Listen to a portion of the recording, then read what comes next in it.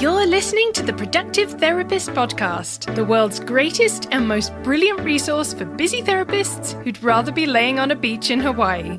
Each episode is packed with simple tips and inspiring insights from the Productive Therapist team to help you grow your practice and have fun doing it. So without further ado, let's help you get more done and have more fun. Are you losing clients because inquiries slip through the cracks? Simple Intake is an all-in-one mental health CRM. The AI receptionist responds to inquiries in seconds, books consultations 24/7, and keeps your clinicians' calendars full. You can see it in action at productivetherapist.com/simple intake. All right, on to the episode. Melvin, welcome to the podcast. Uriah, I'm so grateful for our friendship. I'm grateful to be here and excited for just a cool conversation. Absolutely. Every time that we talk, I feel like we get into interesting topics, whether it's work, family, or hobbies. There's always like connection points, right? Yeah. Oh, yeah. I think we have a lot of overlap and we're both like colleagues. So I think there's just like interesting things that, we both think about. And like you said, like, I think, for both of us, like really thinking through how to design these businesses around the lives we want to live instead of them becoming their own things. And then we try to fit life around it. That is, for me, how I define success, Mm. at least how I think I define success. I know sometimes my actions don't always line up with that, but for me, having really good relationships with my wife and kids and my friends and my community, as much as I want to make millions of dollars, like that's the real success when my business actually serves my life and supports my family. Like for me, that's winning. Yeah, Yeah. that's same for me as well. Like I think, we live in this world where it is about these things like followers and view counts and all this stuff. But yeah, I mean, if we really at the core of it, like good friendships, good relationships, good health, right? Those are the things I feel like, especially like, Bronnie Ware, the palliative care nurse, talks about sort of the regrets of the dying, right? Nobody says on their deathbed, I wish I had more social media followers, right? People probably say, I wish I had spent more time with my kids or my significant other, or I wish I hadn't worked so much. Absolutely. And if you're in that spot in your life and you're thinking about your YouTube views, that's probably something to be concerned about. Right? Yeah. Yeah. I mean, especially I think, I don't know, the more I mean, I'll just be honest. Like, I think I was a little naive to the whole social media landscape when I started. And I think because I, like many of us in mental health, didn't have a business or marketing background, I followed sort of these mentors or these experts who told me to grow in a certain way. And then I quickly realized, like, one, it was like really difficult to sustain that pace. And the other piece of it is, you become more aware of like things like algorithms and how much these platforms really, I mean, the amount of money they spend to like study how to keep you on them. Yeah. They've definitely hacked our brains, and Mhm. that's not a great thing for sure. I started my private practice in 2008, and so I wasn't even aware of all these things back then. Fortunately, I guess that's a good thing, right? So, Mhm. like, I somehow intuitively developed a mindset of growing slow and kind of like just doing things at somewhat of a natural pace, always being motivated by, having finding some success so I could support my family. But it seems like, what time frame would you say this kind of hustle culture, if you will, like this kind of mindset has kind of entered the chat? Like, how long has it been, do you think?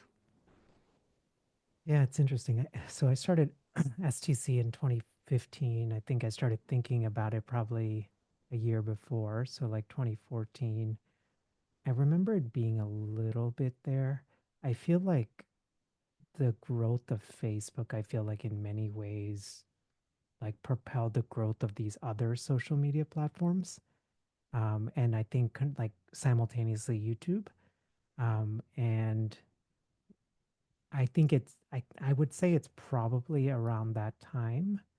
And then I think, I mean, even we talk about like these ideas of like the social media influencer, right? Like that stuff didn't exist 10, 15 years ago, right? And so when you have titles like that where there's compensation connected to it, and then also when there's a perceived sort of stardom to it, right? I think when you intersect all of that with social media, it's a ripe recipe for some interesting things that can happen, you know. So, but you're Absolutely. right, like it's hard. It's really hard, and I've struggled with it. I mean, happy to even share. Like I was, you know, I we grew pretty fast on X or Twitter or whatever they're calling it these days, and then decided I, you know, stopped posting on it with like a shade under I think 5K followers or so, and part of that was I just didn't like how it made me feel,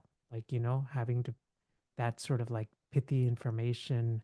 And I didn't remember any of it because it's just like a flood of information. But I keep thinking, like, when I'm in it, I'm like, oh, that's a good thought. I'm going to remember it. But then I don't remember it. I'm like, you know, but I think the underlying thing is it made me, I think, more anxious. And I think it made me more, I don't know, this feeling of like inadequacy. Like, man, everybody else has it kind of figured out.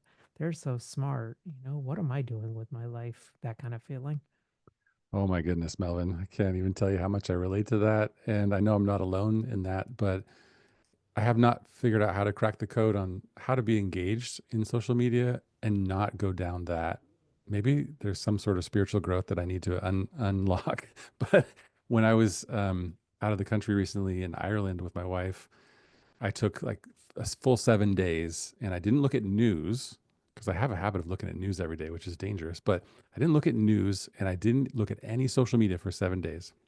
It was fantastic. Mm, And around the seventh or eighth day, I decided I wanted to kind of pop back in and check in, right? And I stopped for a moment and I did like a little self reflection. How do I feel? What are my thoughts? What are my emotions right now? And then I did that same thing after I had popped on to Facebook. And immediately when I opened, so I was feeling content. I was feeling happy. I was good. I was in a good place, right? And then I open up Facebook. I immediately see three things that make me feel like I'm not good enough, right? And I was like, oh my goodness. Okay, mm. there it is. There it is right there. It's powerful, isn't it? It is very powerful. And I think, I mean, we understand this abstractly, right? Like that social media is a sliver of someone's life, and we judge the whole of our life by their sliver.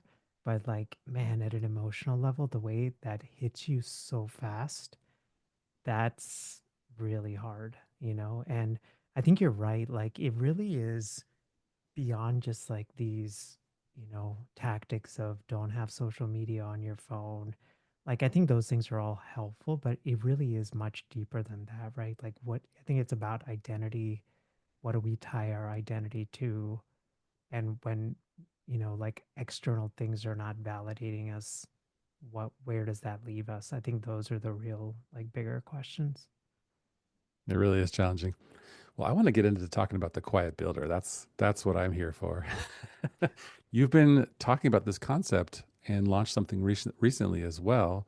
And ever since you started posting on LinkedIn more often about, I mean, I guess you've been doing it for a while without the name Quiet Builder, but it's been fascinating to me. And I'm immediately like, yes, I want to hear more of this from Melvin. I want to live that life. I want to be that person. So tell me about how the inspiration for the Quiet Builder kind of came about. How did you discover that? Yeah. Well, I didn't have phrasing for it either. Right. To be completely honest, I thought, you know, I genuinely mean this in humility. Like, I don't think there's anything particularly remarkable about me, right? And I I didn't take a business or marketing class. So when I became a psychologist, like my clinical training, like most of us, that was all right. And I, because I didn't take a business or marketing class, I would look to these mentors and kind of the online mentors at that time.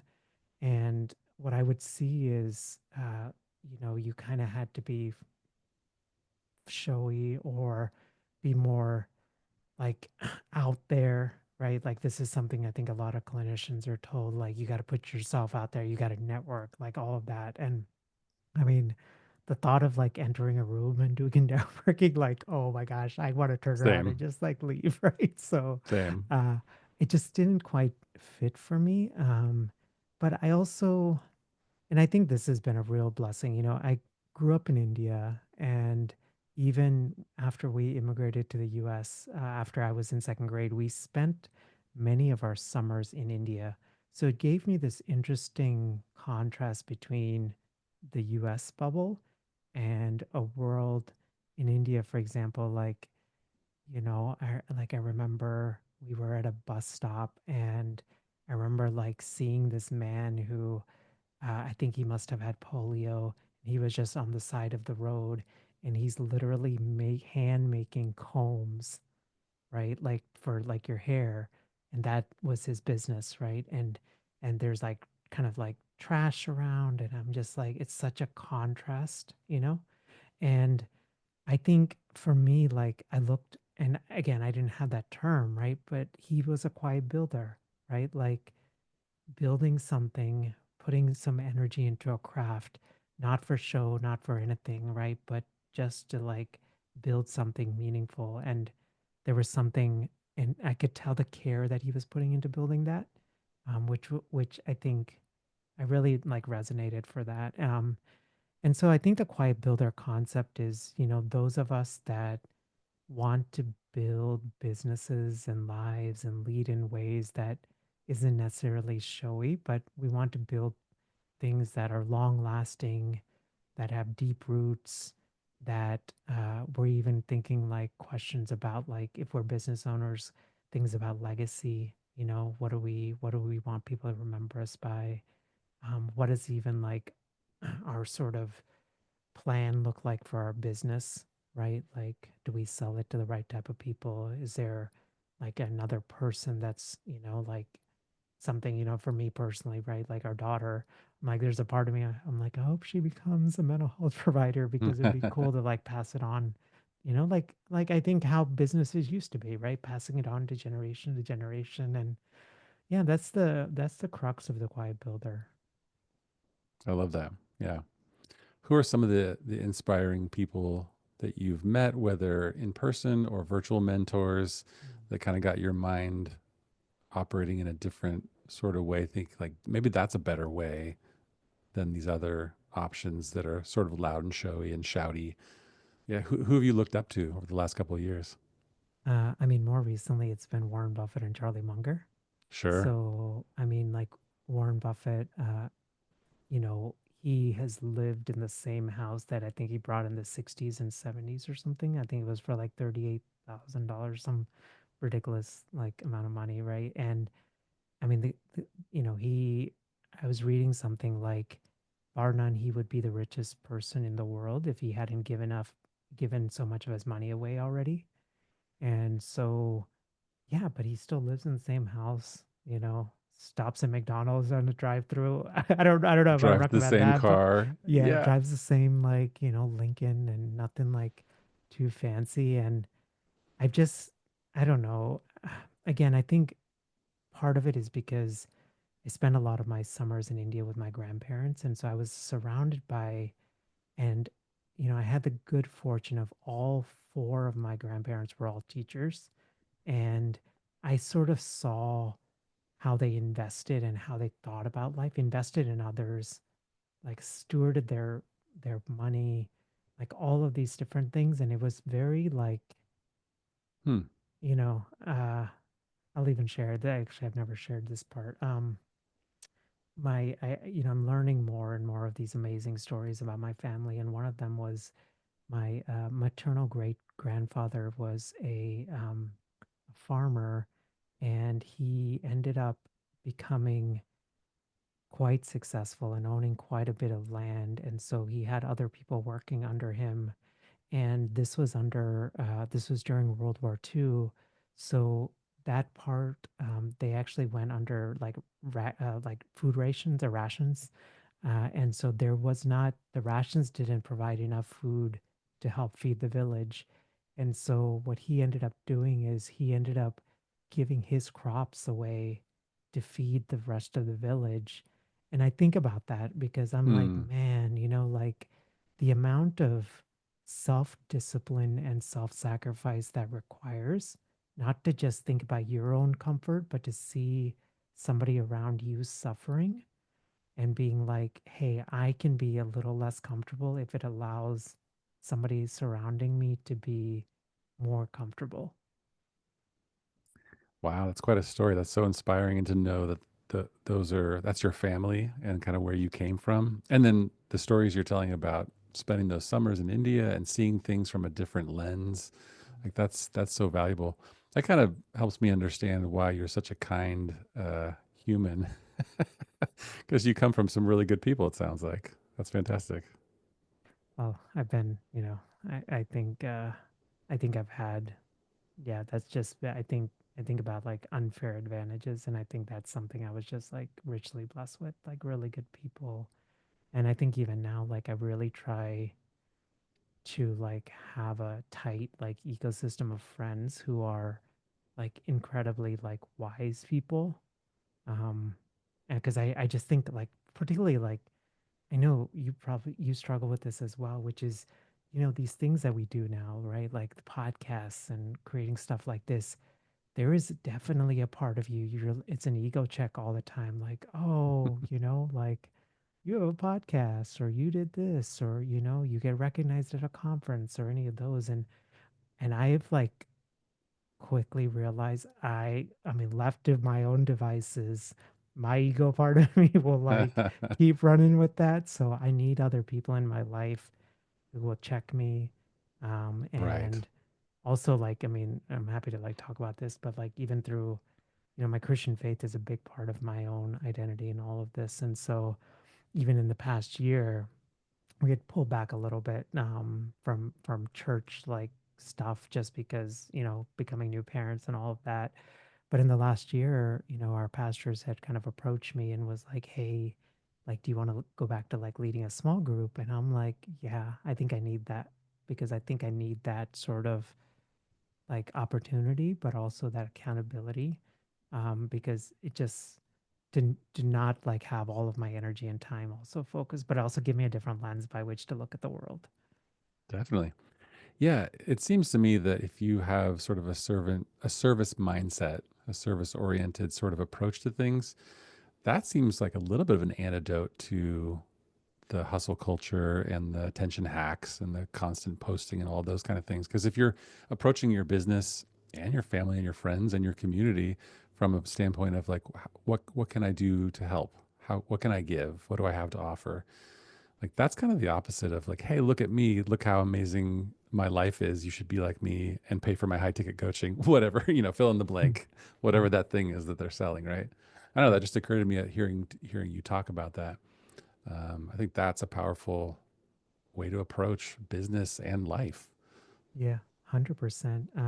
I think the only nuance to it is like that like what we're talking about, that does not get shared a lot on social media, Mm-hmm. right? Like, hey, I had a really nice meal with my significant other and my, I, did this with my kids. Like, and I think it's happening more, which I'm like grateful for, but that counter message is so strong, right? Like around, when you start something, you gotta, if you really have the mindset and you want to grow it to this, or you want to have this level of like influence or whatever it is, right? Like you need to be willing to grind. And if you don't grind, it's an indication of some like moral failing that you have, some kind of like wiring that's, That's so it, wrong. Yeah, it's so yeah. terrible. I think I heard Uh, somebody say the other day that like open space on your calendar is the new entrepreneurial flex. Like not instead mm, of look how busy I am, mm, like look how free I am. I mm. like that. That kind of Yeah. resonates, right? That Yeah. is, yeah. I mean, I hadn't heard that phrase margin, like, and I Mm-hmm. think a lot of that is the quiet builder philosophy, right? Like designing a business and a life for Sure. margin. Because I think, again, many of us, I can speak for myself, like we have two sets of aging parents, and I know coming in the coming years, there is going to be unexpected doctor's appointments and ER visits and all of these kind of things, and if I fill my business to the brim right? And I'm building this thing, but I have no margin in my life to account for emergencies.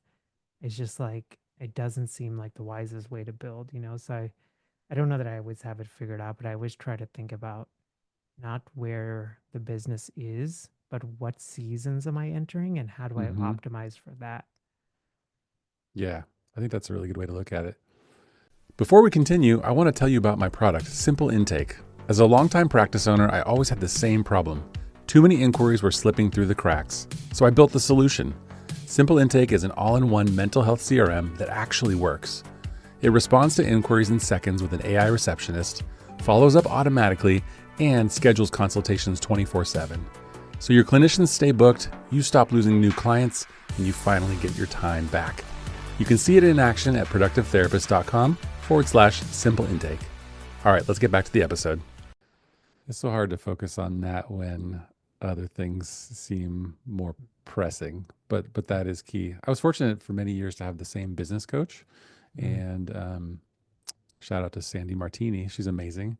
And she always modeled that for me because she would talk about and demonstrate how she structured her coaching business to support her lifestyle. And she would talk about how she was able to take time away to care for her aging parents and to be there for her sister who went through cancer a couple times.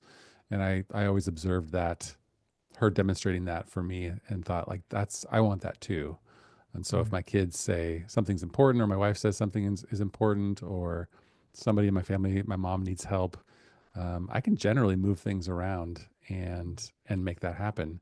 And that feels like that's what I call time freedom, right? So you have some control over your time and the ability to, to change course. In fact, I'll tell you, this is kind of funny. It didn't happen, but it was amusing. I was driving my youngest daughter to school the other day. She's a junior in high school. And she was like, Dad, can we go to Starbucks before school? I said, okay, sure. We'll go to Starbucks. And then we're driving to school. We're a couple minutes from the campus. And I said, I'm such a beautiful day. I said, I really don't want to work today. mm. And she's like, yeah, I really don't want to go to school either. And I just looked at her and I was like, hey, do you want to ditch school and work and go do something fun? And her eyes lit up like, Are you serious?" And I was like, "Yeah. What, like, if we were gonna do that, what would we do?" And so we kind of like we dreamt up this day that we would go thrifting and go. She wanted to go eat at Taco Bell because she loves Taco Bell, and I was like, "That sounds actually like a lot of fun. We should do that." And she's like, "Oh, you know what? Actually, I've got these responsibilities at school, so I really should go today." And I was like, "Yeah, I probably should do my things too." But I said, "Hey, let's one of these days let's ditch all of our responsibilities and go have fun together, because that would be a cool memory, right?" Yeah. Like what a beautiful opportunity to connect, right? Yeah. And I think, I mean, that's the stuff like, as parents, like I feel like our kids will remember, right? Like these unique Mm-hmm. things, right? Like I got to spend moments with my dad. We went to Taco Bell, we went thrifting. Like, Dad, do you remember when we did that? You know? Yeah.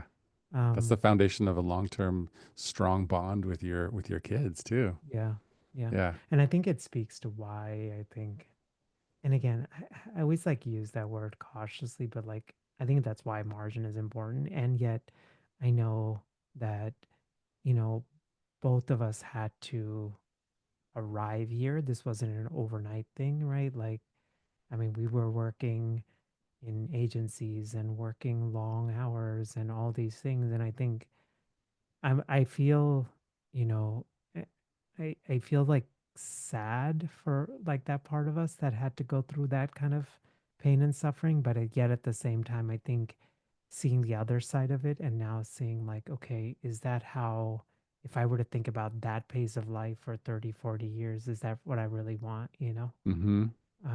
I'm glad for the experience. I hate that we went through it. It also made us who we are. So Yeah.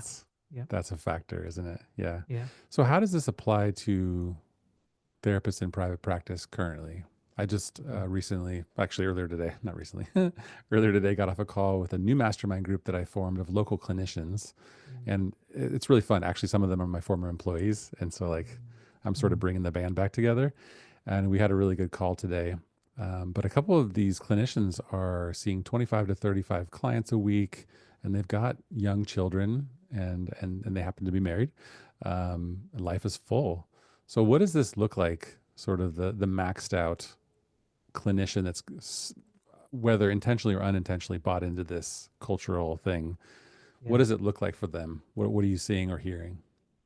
Yeah. So I think the thing I want to like emphasize more, even for me, I think one, even today, it's like a constantly evolving process. I don't think you ever quite arrived there. But, I went from working, I think, 5.5 days of clinical work when I first got licensed in 2012. When I started the podcast in 2015, I was still working that and still very much doing the podcast on the side. But from 2015 to when the pandemic started, I think what I did so a couple of thoughts. So one is I started looking at like actual numbers and trying to figure out like between my wife's income and my income, like what is it that we actually need to like build a sustainable, like something that's sustainable. I think the other thing I thought a lot about is like building around your energy versus your ego, right? And this is really hard because particularly because many clinicians, again, we don't have the business background. And I think especially with private practice, we're often told we're not a successful clinician unless you hit like six figures as a solo practitioner and seven figures or X number of employees as a group practitioner, right? And so I think really asking like, okay, if that is the model, is that like how can I pull wisdom from that model, but then how do I make it my own, right? And I think that's probably it starts with I think asking that question. Um, Another thing uh, I was like reflecting on recently is thinking about the life that you want and then designing backwards from it.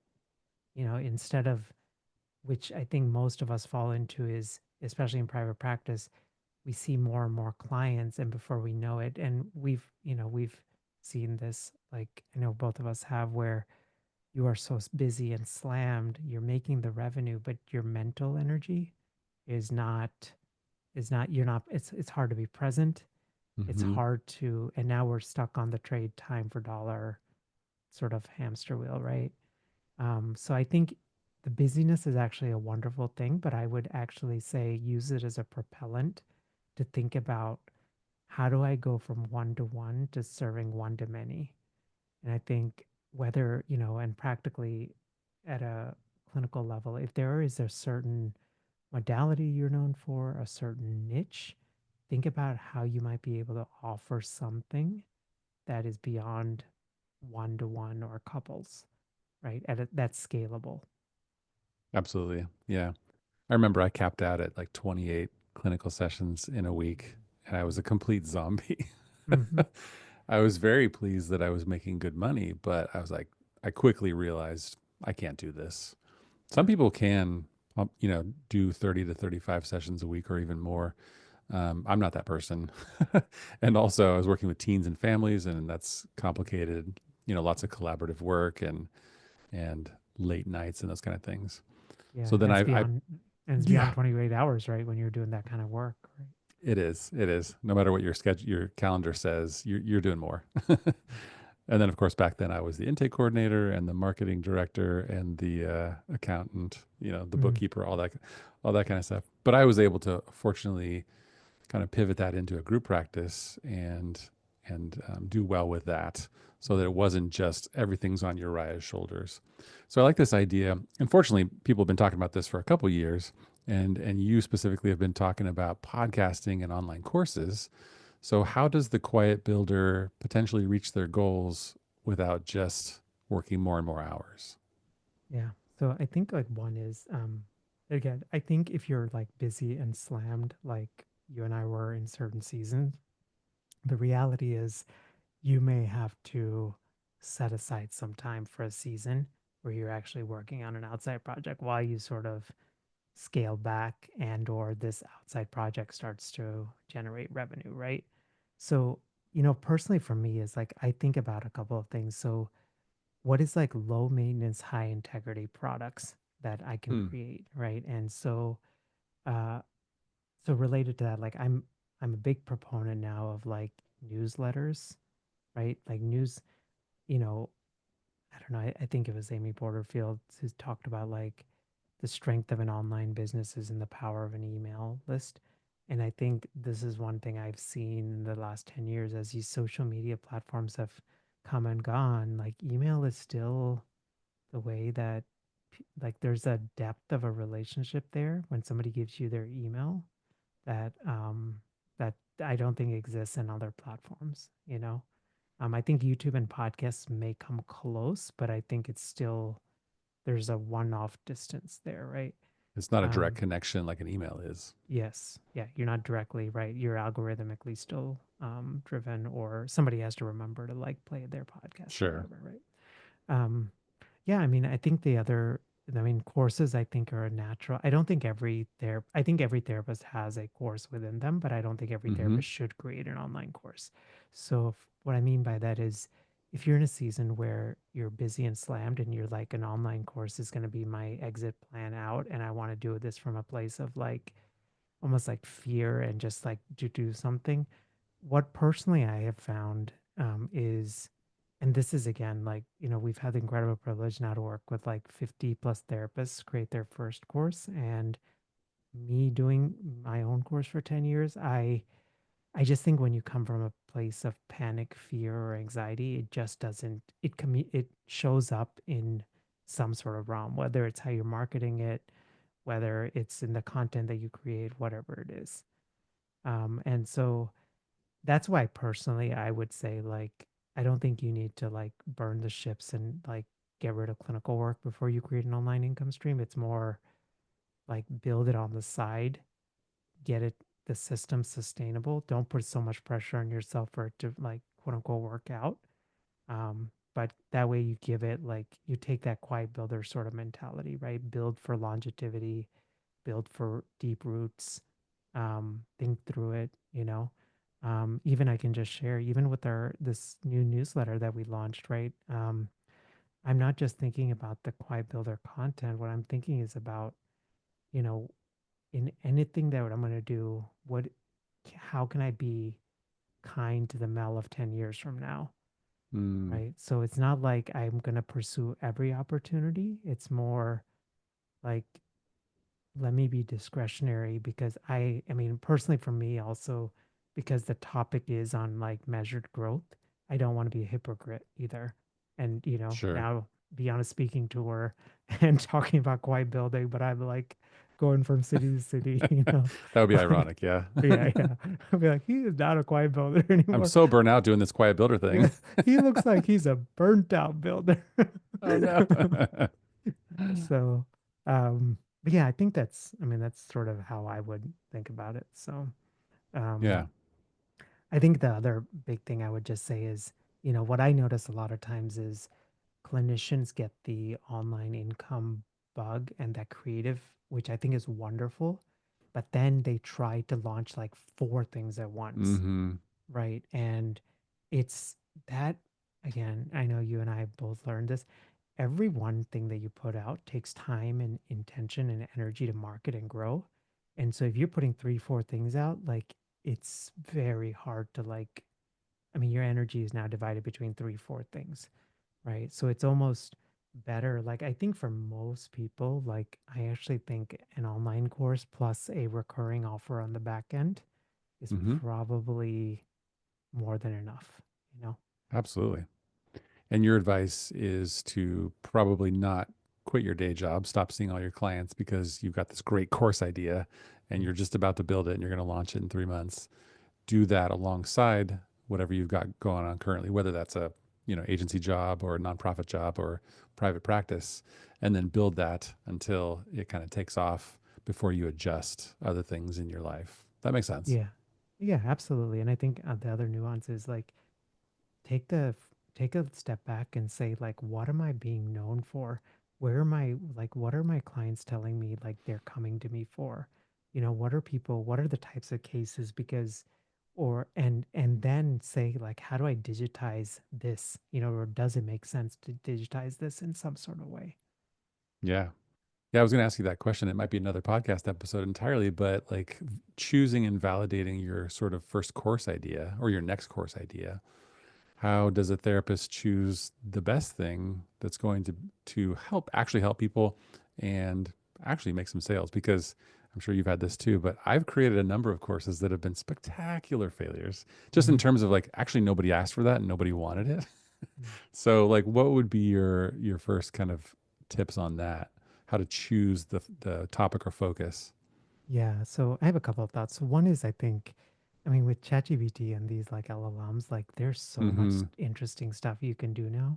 So this is a book I think like every therapist should like check out, which is Nassim Taleb's book called Anti-Fragile: Things That Gain from Disorder.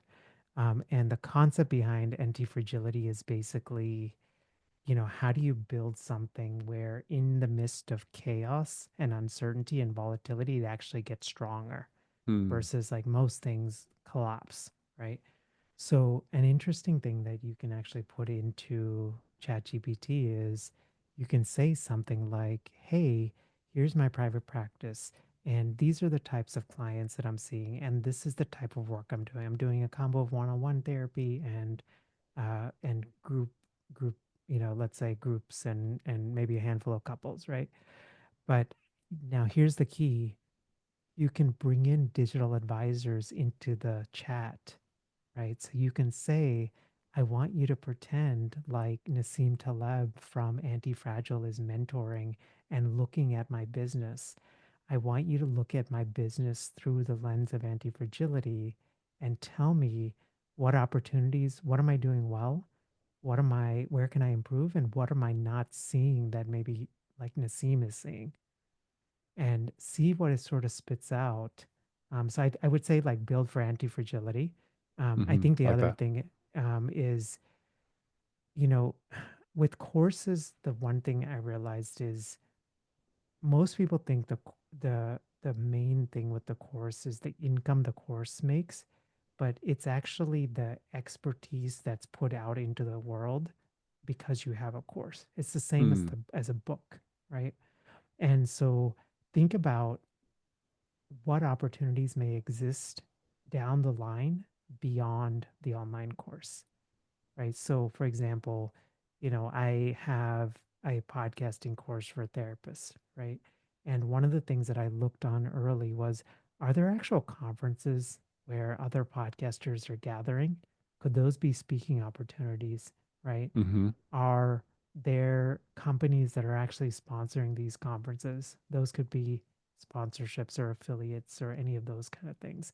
So we have a free 7-day email course to validate your course idea. That's over at sellingthecouch.com/course kit. But it's basically walks through the exact framework we use in sort of these bite-sized pieces. So it's, validating by studying your life. What are the unique challenges and things that you've overcome in your life, validating by studying the market, what's actually out there in terms of already programs and online courses. And then here's with ChatGPT, you can do some magical stuff. You can actually intersect those things and say, hey, ChatGPT, this is what I'm seeing in the market. This is what I've overcome. Can you combine that together and tell me what sort of potential there could be? And then look also through this lens of anti-fragility as well. Oh my gosh. Oh my goodness, Melvin. I wish I had some of these tools and some of this guidance when I was first creating courses. Can you imagine?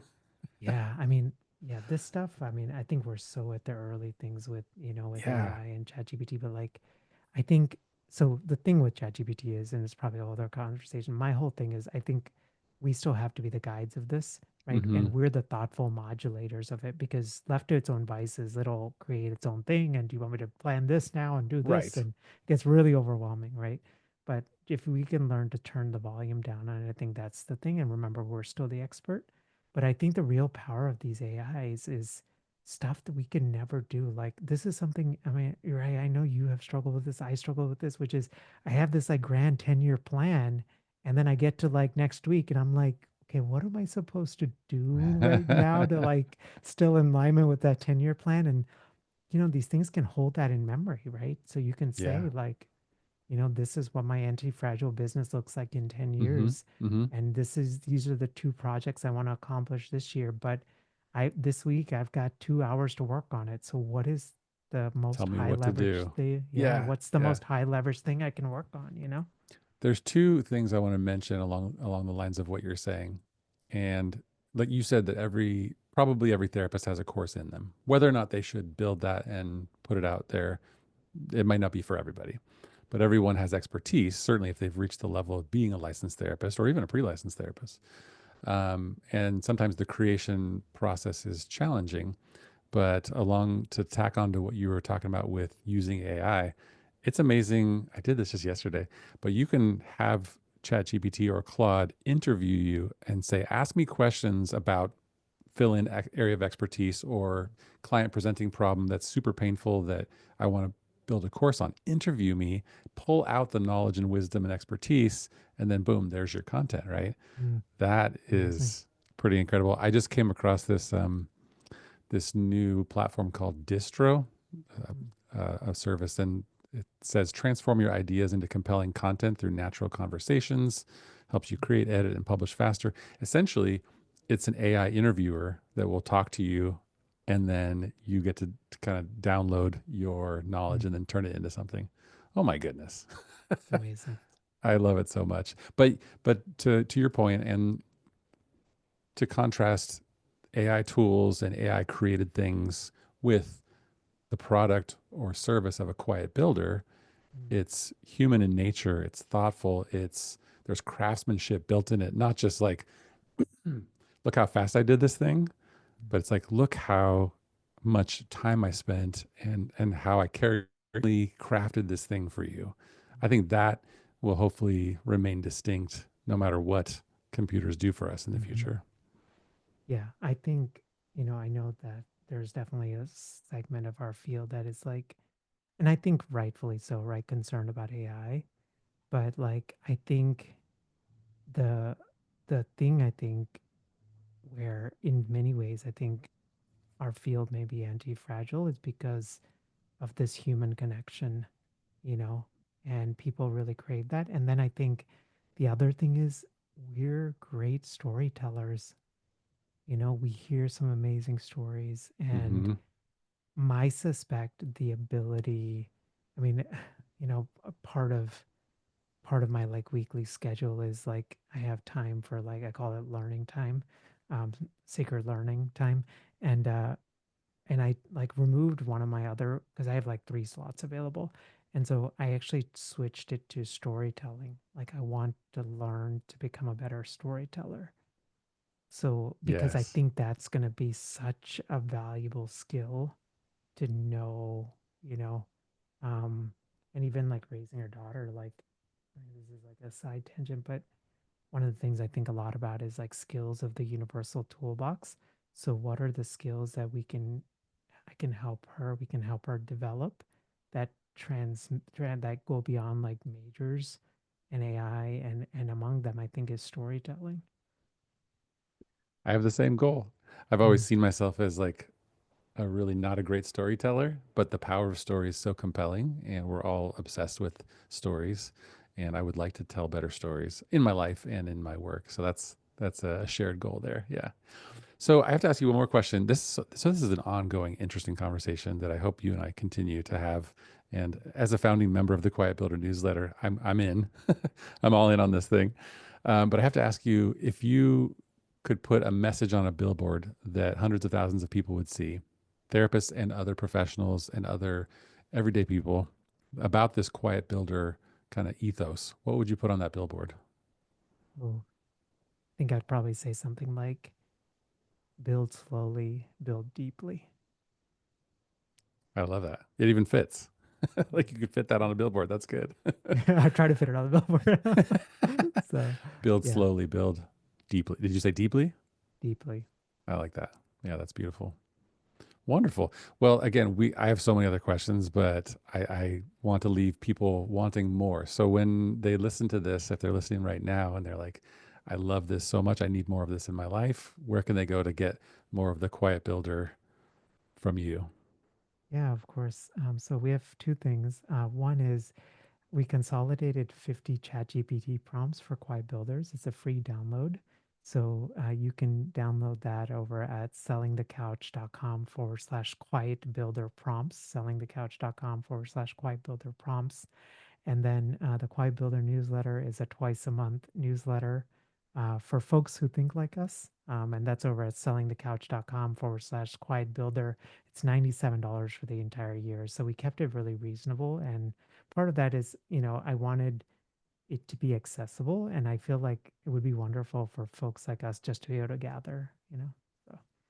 Wonderful. Thank you so much for the work that you're doing, Melvin. And thanks for the time we spent together. Right. I'm thankful for you. And thank you again for this opportunity.